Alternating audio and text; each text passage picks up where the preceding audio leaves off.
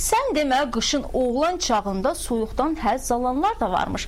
Lənkəran sakini ilin qış fəslini həmişə dənizdə çimməklə keçirir. Onun bu unikallığından bölgə müxbirimiz Esmira İsmailova danışacaq.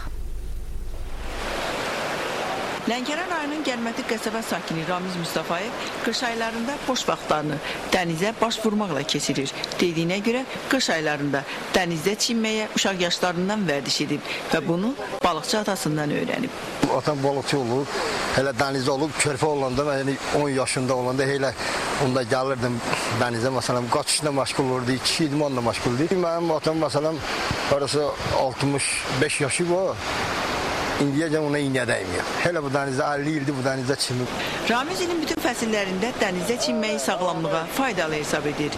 Dediyinə görə 40 yaşı olsa da səhhətindən heç vaxt şikayətlənməyib. Ən əsası, ilin soyuq aylarında soyuq dəymə qorxusunu yaşamadığını deyən Ramiz özünü yaşıdlarından daha gümrah hiss etdiyini bildirir.